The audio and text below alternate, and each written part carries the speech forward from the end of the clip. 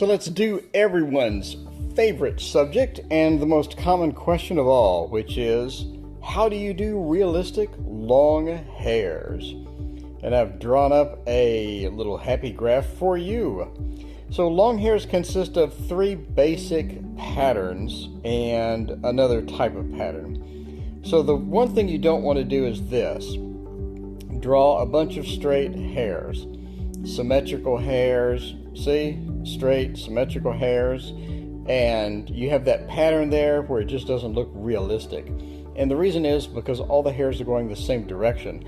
What you want is one long hair, one short hair going the opposite direction, and then some really short hairs in between. So here's your long hair, and there's your short hair, again going a different direction or not symmetrical to the first one.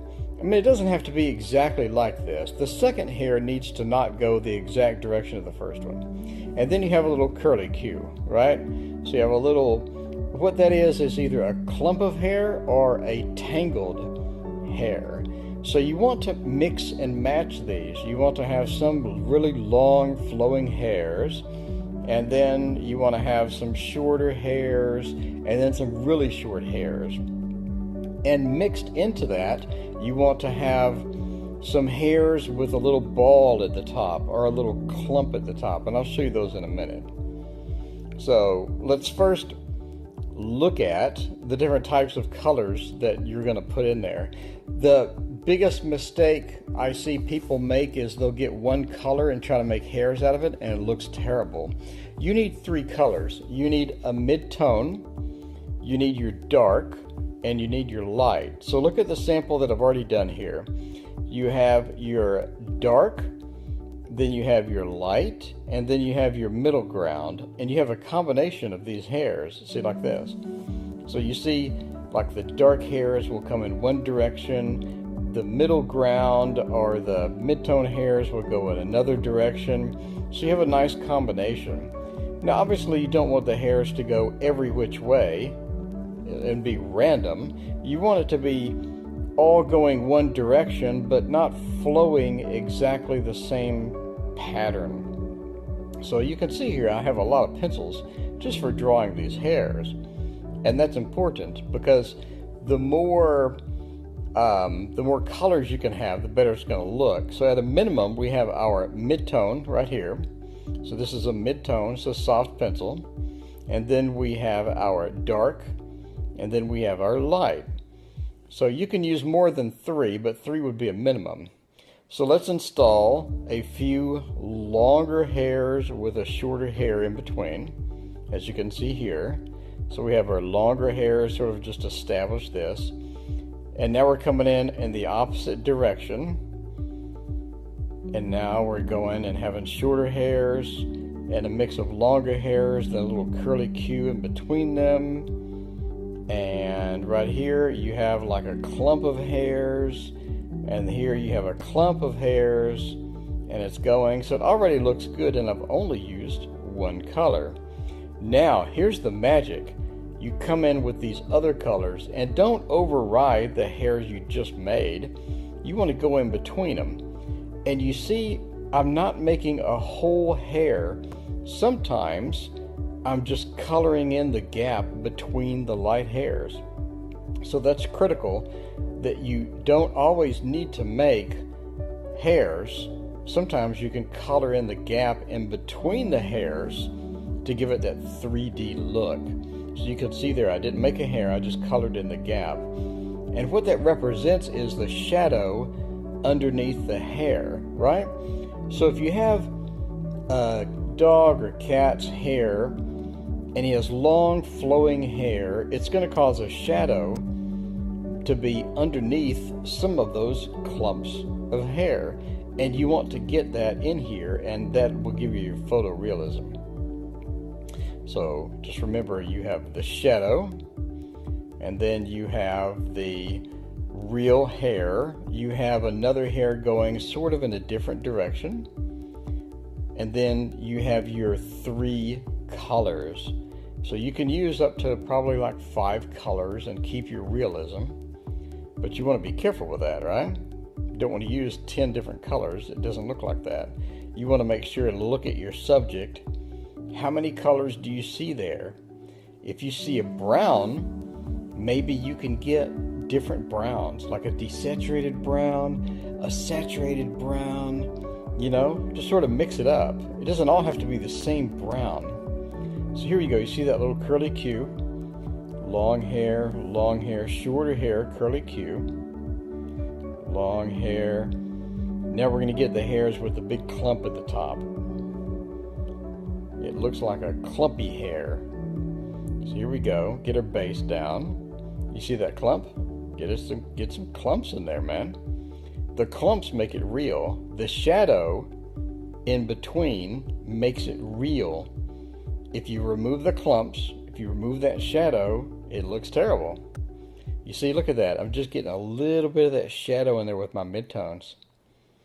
So, and it's one of those things where you sort of have to do it enough times. You know what I'm saying?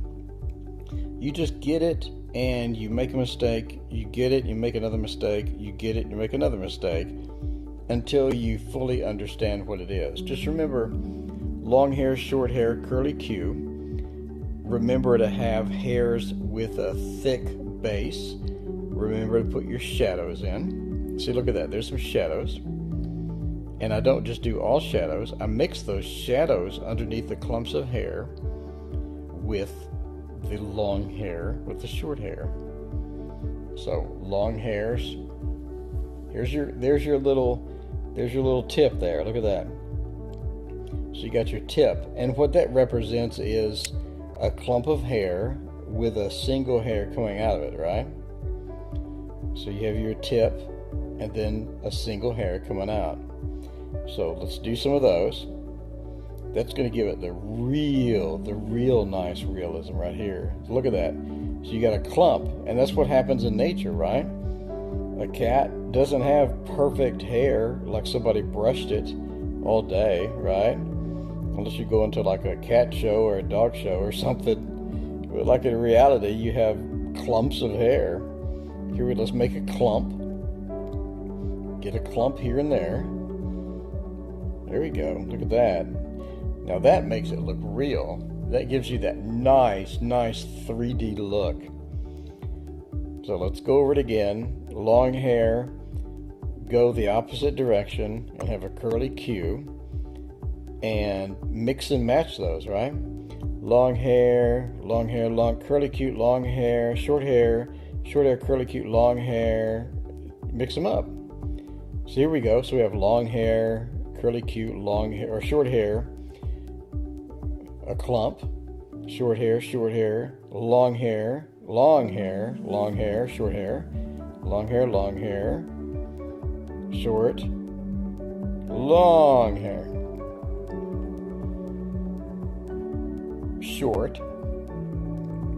short, curly Q, clump. See? Now look at that. That looks real. That looks nice. Looks real. That's what you want. So let's take some other examples of hairs. Here's a dog with tons and tons and tons of hair. And you can see it looks good. You can see the clumps. If you look below the mouth, you can see all those clumps of hairs. You can see the color variety. The color variety makes the painting. It makes it. And this one, that color variety makes it real. It's important. If this painting was done with nothing but one color, it'd look terrible. Nothing but two colors, it would look terrible. But you add in these like 9-10 colors I used here, you have a beautiful result. Something that you can be proud of. So you can see the patterns. Like, pause the video. Long hair, shorter hair, clump, curly Q. Here's one with lots and lots of long flowing hair. Now look at all the shadow areas. Look on the left of the eye. Look at the shadow. On the right of the eye, look at the shadow. The hair is casting a shadow.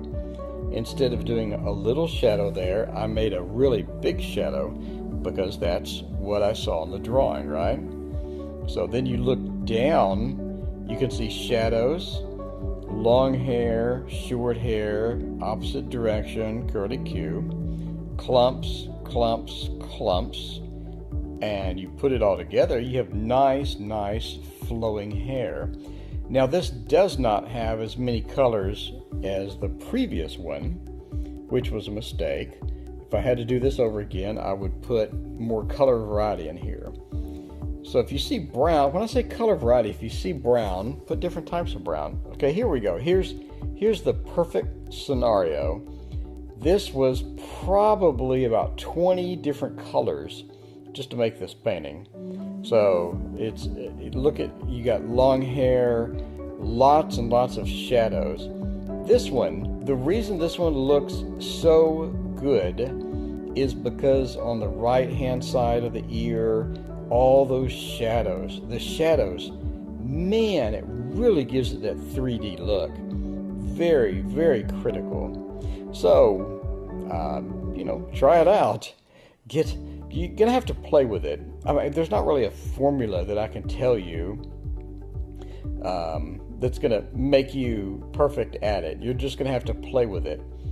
Get the rules that I told you and mess around with it. Get your shadows in there. Don't be shy with those shadows, right? Look at your reference photo. So here's the lion. We're going to be doing this full lion coming up. So look at the right side. Look at that deep shadow on the right side of the nose. Deep shadows. They're dark. Get those darks in there for those shadows, right?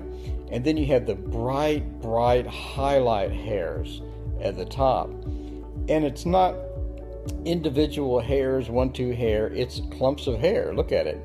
You can see 9, 10, 11 hairs coming out of one clump, right?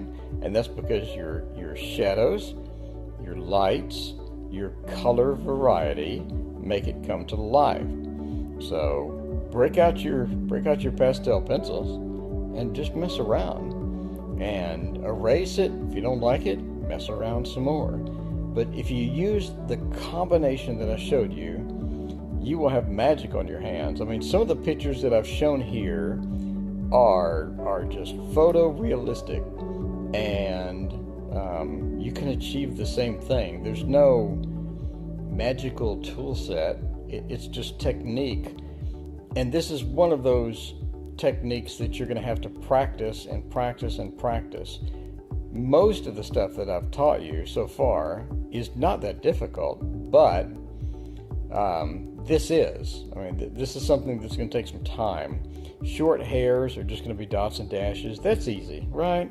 Long hairs, that's going to take a little time. But it's worth it, right? Invest in the time it requires to master this technique, and you will be rewarded by some absolutely amazing, and I mean amazing paintings that people will just adore you over, right? I mean, they'll come to you and be like, I need you to be the one to make my pet, to draw my pet, or I need you to draw this animal for me, or something like that. You'll have a line of people wanting you to do it because you invested the time. So that's my long hair theory. So let's look at some more goodies.